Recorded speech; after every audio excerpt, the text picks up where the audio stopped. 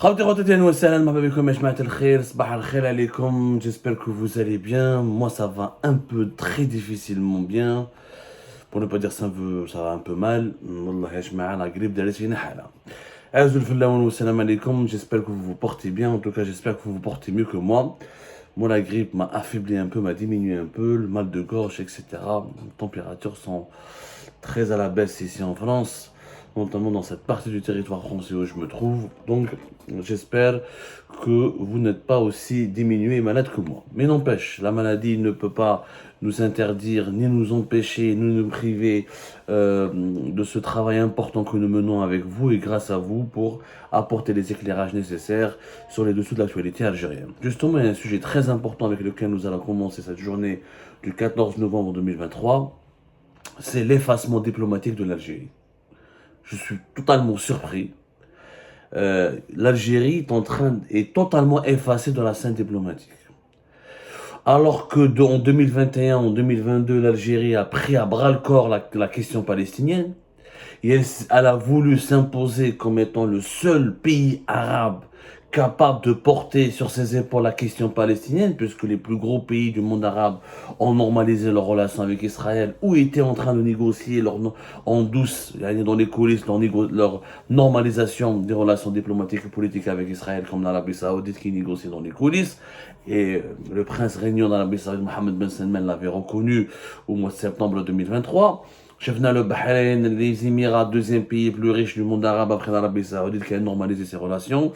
Après, en décembre 2020, avec le Maroc, deuxième pays le plus peuplé, le plus important du Maghreb après l'Algérie. Chefna le Forum de Negev qui a été créé en 2022, qui a regroupé Israël et qui a regroupé Israël, l'Égypte, les Émirats et le Maroc, qui s'est tenu une fois, il devait se tenir au Maroc, après il n'a pas pu se tenir. C'était en 2022, la première édition du forum de Negev dont nous avons parlé, c'était juste avant, le sommet de la Ligue arabe à Alger qui a eu lieu en novembre 2022. Donc l'Algérie était en 2021, en 2022, nous avons vu, il y a eu le fameux accord du 14 octobre 2023 sur les factions palestiniennes, 14 factions, une dizaine, ils étaient plus d'une dizaine en tout cas. Laissez-moi vérifier, accord d'Alger sur les factions palestiniennes, ils étaient une dizaine. Ouais, تقريبا 20 par exemple, pratiquement, Alger, où un accord de réconciliation, etc. Ou des déclarations très fortes. C'était le 13 octobre à Alger. Auparavant, il y avait la présence du chef du Hamas à Alger lors de la commémoration du 60e de l'indépendance du pays le 5 juillet 2022. Le président Mahmoud Abbas qui est venu en Algérie bien avant. Il y avait des séries une série de rencontres. Abdelmajid Tebboune qui a pris cette photo-là en essayant, avant la commémoration du 60e de l'indépendance, cette fameuse photo où il tient par les bras le leader du Hamas avec le leader du Fatah de l'OLP. Il y avait beaucoup de choses qui ont été faites par l'Algérie. Franchement, 2021-2022, l'Algérie avait occupé les devants de la scène et c'était le seul pays arabe, pratiquement, où la question palestinienne était encore défendue, promue, encouragée. Franchement. Rappelez-vous de la visite de Mahmoud Abbas à Alger, il a pris un chèque de 100 millions de dollars, il a été bien accueilli, c'était en décembre 2021. Ensuite, il est revenu en juillet 2022 pour le 60e de l'indépendance. La délégation du Hamas était là, était bien accueillie, elle a été bien traitée, elle a été honorée, etc. Donc l'Algérie, là, ça s'était vraiment imposé comme pratiquement le seul pays arabe après le Qatar, où le Qatar était beaucoup plus proche du Hamas que de l'autorité palestinienne que de l'OLP ou le mouvement Fatah de Ramallah. Mais l'Algérie a vraiment fait des efforts importants pour la question palestinienne en 2021 et en 2022. Et ça lui a permis d'acquérir un certain prestige aux yeux des opinions des pays arabes qui regardaient tous les autres pays normaliser leurs relations avec Israël et reléguer au second plan la question palestinienne. Mais vu contre les violences, contre la tragédie de Gaza, a éclaté, entre guillemets, depuis les événements du 7 octobre 2023, depuis l'offensive militaire israélienne contre la population de Gaza et contre le territoire de Gaza, l'Algérie a totalement brillé par son absence. La Hayatani Mentounadi, Tebboune, Abdelmajid Tebboune, qui avait déclaré lors du sommet des chefs d'État de la Ligue arabe au début novembre 2022 que le dossier palestinien relevait, qui s'occupait lui-même personnellement du dossier palestinien, ne s'est pas exprimé jusqu'à sa visite à Djelfa le 29 octobre 2023. Du 7 octobre jusqu'au 29 octobre, il y a quand même 3 semaines. Mais vraiment 3 semaines. L'Algérie a réagi de façon, on va dire, tout simplement superficielle. On a voulu accueillir l'équipe de Palestine, l'équipe de football de Palestine, on a suspendu les matchs de championnat, ensuite on a fait des huis clos, ensuite le croissant rouge algérien s'est mobilisé, il y a eu des marches en octobre 2023, des marches mais très, c'était pas des grandes marches qui ont été organisées à Alger, dans les autres villages du pays, le Parlement algérien a fait quelques activités, mais c'était pas du tout digne de l'engagement préliminaire de l'Algérie en 2021 en 2022 aux côtés de la Palestine. On s'attendait à ce que le régime algérien profite de cette crise, de cette tragédie, pour réaffirmer encore une fois avec prestige, avec grandeur, avec beaucoup plus de hauteur, avec beaucoup plus d'éclat, avec beaucoup plus d'engagement, avec beaucoup plus de visibilité, le soutien de l'Algérie à la question palestinienne. Alors, l'effacement de l'Algérie se concrétise parce qu'il n'y a pas eu de déclaration très forte. Bien sûr, la déclaration de Tebboune a été très forte, les Palestiniens ne sont pas des terroristes, etc. Mais il n'a pas cité le Hamas. Je rappelle que Abdelmajid Tebboune n'a pas cité le Hamas. À aucun moment il n'a cité le Hamas. À aucun moment il a défendu directement le Hamas. À aucun moment il a dit à la communauté internationale que le Hamas n'est pas un mouvement terroriste. Et pendant ce temps-là, il est très vague sur la question du Hamas, parce que qui résiste aujourd'hui à Israël, c'est le Hamas. Les autres factions palestiniennes, le Hamas ou le djihad islamique. Il y a une dizaine de factions qui sont beaucoup moins connues, mais voilà quoi. C'est le djihad islamique et le Hamas qui portent les armes.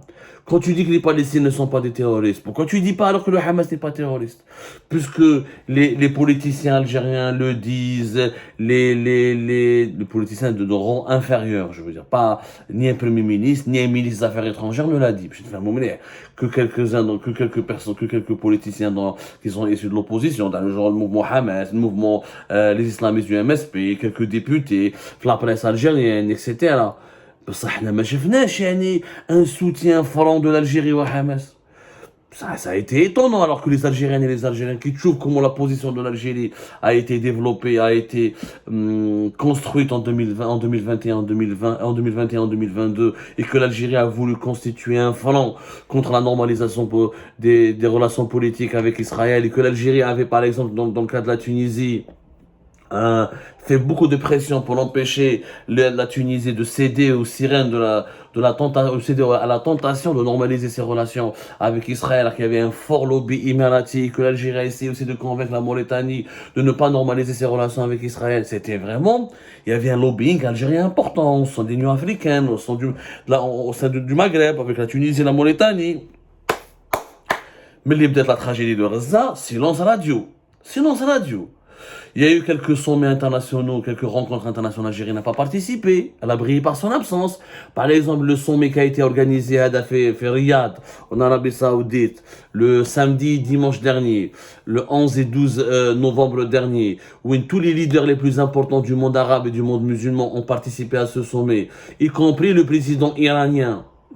Le président iranien, l'Iran, c'est le soutien financier, logistique et militaire du Hamas. Brahim Raisi, c'est la première fois qu'il participe à une rencontre aussi élevée, de très haut rang, sur le sol saoudien. Et ça a marqué le retour un petit peu c'était en tout cas une belle illustration de la normalisation et de la pacification des relations irano-saoudiennes. Il y avait quand même des dirigeants, il y avait Tayyip Erdogan, il y avait l'émir du Qatar, Sheikh Tamim Ben Hamad Thani, qui a un grand soutien du Hamas, puisque les dirigeants politiques les plus influents du Hamas vivent à Doha. Il y avait Bachar Assad, qu'on ne peut pas accuser d'être un pro-israélien. Donc il y avait énormément Mohamed Ben Salman, naturellement le pays organisateur, il y avait Sisi, le président égyptien. L'Algérie n'a pas participé. Elle n'a même pas envoyé son ministre des Affaires étrangères. Elle s'est contentée d'envoyer son ambassadeur en Égypte et son représentant auprès de la Ligue arabe.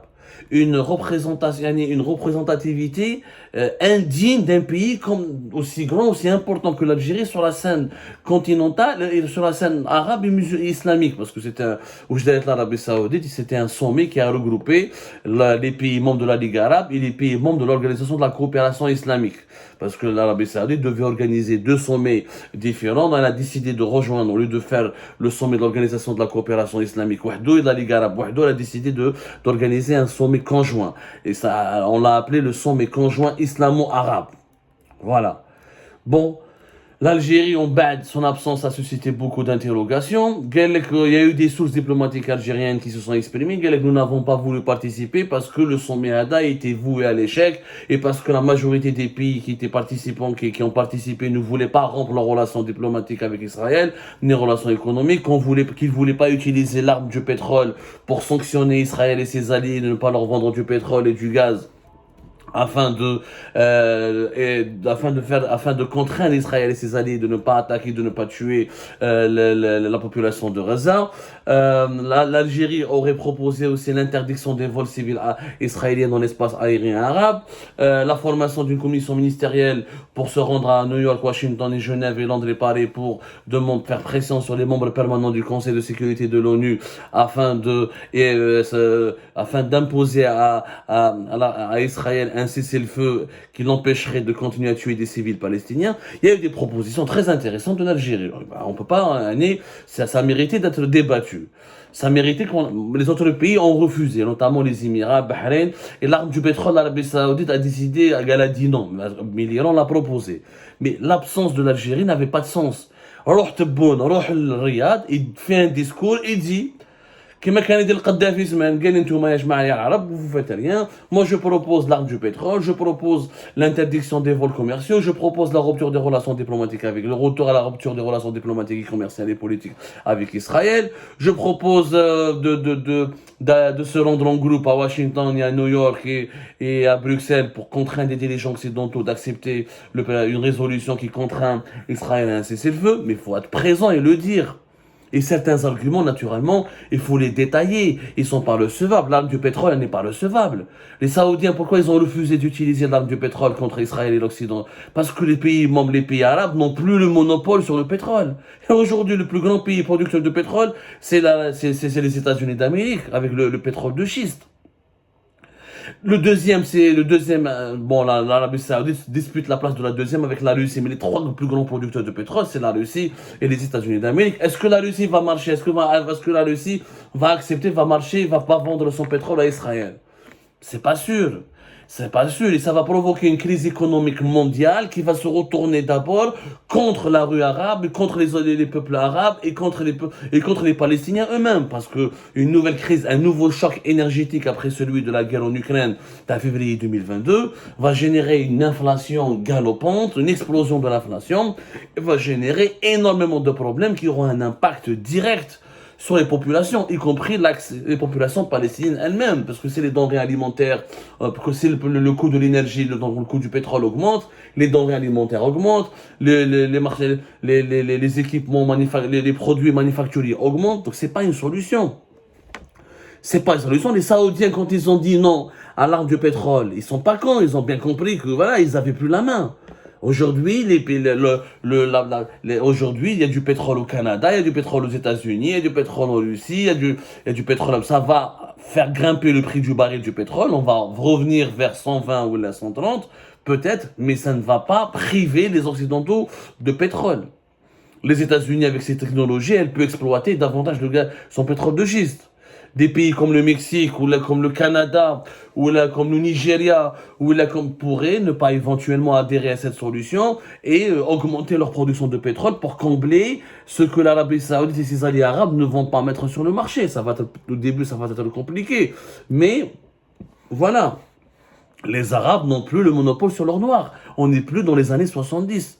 Quand on propose des solutions, il faut proposer des solutions qui sont adaptées aux années 2000. Maintenant, la rupture de relations diplomatiques et avec Israël, c'est une bonne proposition. Mais il fallait être sur place et le dire. Parce que c'est quoi l'argument de l'Algérie? Je ne participe pas. C'est un argument qui ne m'a pas convaincu. Sarah Hatten, c'est un argument qui ne m'a pas convaincu. Je ne participe pas parce qu'il y a des pays arabes, dans le Maroc, dans les Émirats notamment, dans le Bahreïn, qui vont dire non à mes propositions. Et l'Arabie Saoudite ne soutient pas mes propositions. Et du coup, c'est un sommet qui ne sert à rien et qui est inutile. Moi, cet argument ne m'a pas convaincu. Yahouya a une parole, l'Algérie elle a une parole, elle peut utiliser sa parole pour peser sur les autres pays de la région, elle peut les critiquer, elle peut leur mettre de la pression, elle peut les mettre devant le fait accompli, elle peut les dénoncer publiquement. Vous faites double jeu, d'un côté vous êtes avec les Palestiniens, mais dans les coulisses, vous négociez, vous marchandez, vous traitez avec les Palestiniens. Il faut avoir le courage de dire, j'ai l'impression que l'Algérie manque de courage concernant la gestion de la question palestinienne et qu'on nous a baladé pendant 2 ans en nous faisant croire que l'Algérie c'est elle qui porte le flambeau de la question palestinienne, mais aujourd'hui elle ne fait strictement rien. Ça, tu veux pas parler à Riyad, tu veux pas de toute façon il y a un gros problème avec les Saoudiens et les Émiratis, que Tebboune ne peut pas aller ni en Arabie Saoudite ni aux Émirats. Et que les Émiratis et les Saoudiens sont en train de marginaliser l'Algérie, de l'isoler et de manœuvrer pour lui imposer une sorte de blocus géopolitique. On a déjà les mauvaises relations entre l'Algérie, l'Arabie Saoudite et les Émirats. On va dire plus tard. Ça, c'est l'impact. C'est l'impact direct. 2 ans de crise avec l'Arabie Saoudite et les Émirats pour plusieurs considérations que nous avons abordées, parmi lesquelles l'agressivité permanente de l'Algérie, où l'obsession de l'Algérie, l'obsession anti-marocaine de l'Algérie, la volonté de l'Algérie de pratiquer une politique agressive contre le Maroc, qui est l'allié le plus important dans la région d'Arabie Saoudite et des Émirats, fait que l'Algérie aujourd'hui, elle est dans une situation d'hostilité. Elle subit une politique hostile de la part des Émirats et de l'Arabie Saoudite. Ok, tu veux pas aller à Riyad, que l'Algérie organise un sommet? Que l'Algérie organise son propre sommet, qu'elle invite l'Iran, qu'elle invite le Venezuela, qu'elle invite les pays de l'Amérique latine qui ont critiqué Israël, qui ont rompu leurs relations avec Israël, qu'elle invite la Syrie, le Liban et les autres pays, la Tunisie, qui sont d'accord avec ses propositions, et qu'elle organise un grand sommet diplomatique dans lequel elle dit voilà ce que nous proposons, voilà ce que nous voulons, voilà ce que nous réclamons à la communauté internationale. C'est simple. Et puis, si tu réclames l'arme du pétrole, commence à ne pas vendre ton propre pétrole. Est-ce que l'Algérie est capable de ne pas vendre son propre pétrole? On a darabna avec l'Espagne pendant pratiquement 2 ans. Allez, depuis 2022, plus d'une année, presque on a la deuxième année, l'Algérie n'a jamais utilisé l'arme du gaz contre l'Espagne. C'est très facile de faire du populisme et de dire voilà, j'utilise l'arme du gaz. On sait très bien qu'on ne peut pas utiliser l'arme du gaz. On sait très bien qu'on peut utiliser l'arme du pétrole parce que il y aura d'autres fournisseurs de gaz et de pétrole. Il y aura encore une fois un choc économique qui va se retourner contre la stabilité elle-même des pays arabes et des pays de la région qui sont fortement dépendants de l'importation de certaines matières premières agricoles et de certains équipements industriels pour assurer leur propre fonctionnement. Donc l'arme du pétrole et du gaz, c'est pas possible. Il faut trouver d'autres armes. Si l'Algérie veut faire du lobbying pour pousser les autres pays arabes à rompre ses relations avec l'Israël, qu'elle organise elle-même un sommet avec les pays qui sont d'accord avec elle et qu'elle constitue un bloc au sein de la Ligue arabe et qu'elle essaie de créer, pas la zizanie, de créer un front anti-israélien solide avec des pays africains et des pays arabes et des pays d'Amérique latine qui sont d'accord sur une approche plus dure, sur une approche plus musclée contre Israël et qu'elle fasse du lobbying dans ce sens-là. Ça, ne rien faire, ne pas faire des déclarations, pas d'activité et briller par son absence, c'est pas normal. Où il n'y a pas d'ailleurs que la Palestine. Même dans les conflits régionaux, à côté de chez nous, l'Algérie avait comme tradition d'être le médiateur, d'être l'arbitre, d'être celui qui intervient, d'être l'acteur principal régional qui intervient pour amener la paix et pour calmer les choses. Et bien l'Algérie ne fait plus ce rôle. Au Mali, il y a des violences au niveau de Kidal. Kidal, c'est pas très loin de la frontière algérienne. Il y a énormément de violence. Ça fait un mois qu'il y a des affrontements entre les rebelles Touareg et l'armée malienne soutenue par les milices de Wagner. Je rappelle que l'Algérie est censée être l'arbitre, celui qui veille sur les accords de paix qui ont été entre les rebelles Touareg et l'armée malienne, des accords qui ont été conclus à Alger entre le 15 et le 20 mai 2015. À Alger. On les appelle l'accord d'Alger. Donc voilà, c'est l'Algérie. L'Algérie ne parle plus du Mali. Le Mali, c'est devenu. Je crois que l'Algérie, elle a disparu. Le Niger, la médiation algérienne au Niger. Il y a qu'en octobre 2022, entre août et septembre, l'Algérie a beaucoup bougé avec les États-Unis d'Amérique pour être le médiateur qui empêche la guerre au Niger, pour ramener les putschistes de Niamey à la raison, pour trouver une solution à la transition politique démocratique. Mais depuis le début octobre et le rejet du Niger de la médiation de l'Algérie s'est complètement retirée de ce projet. Quel rôle pour l'Algérie? C'est retiré complètement de ce dossier. Quel rôle de l'Algérie en Libye? On veut régler la question palestinienne et les problèmes de notre voisinage. Déjà, je rappelle que le Mali, le Niger, voilà quoi. C'est des voisins directs. Entre Kidal et Tamanrasset, il y a 1000 kilomètres. Là, si au Mali les violences s'aggravent et une nouvelle guerre civile éclate avec tout ce que cela comporte comme risque, c'est l'Algérie qui est directement confrontée au danger de l'immigration clandestine, trafic d'armes, trafic de drogue, infiltration des groupes djihadistes, etc. Mais sur le Mali, l'Algérie ne dit plus rien. Mais je n'ai aucune déclaration du ministère des Affaires étrangères. Mais je n'ai un ministre des Affaires étrangères qui est parti à Bamako, à calmer, respecter l'accord d'Alger, arrêter de vous entretuer, et il n'aura arrêté d'aggraver, de déstabiliser la région. Ça va profiter aux groupes armés terroristes, et ces groupes armés terroristes vont profiter de l'affrontement entre l'armée malienne et les rebelles du Touareg pour ensuite s'en prendre à notre territoire et à l'intégrité territoriale de notre territoire, ou notre sécurité nationale. L'Algérie brille par son absence. Le Niger, on n'entend plus parler. Il se passe quelque chose.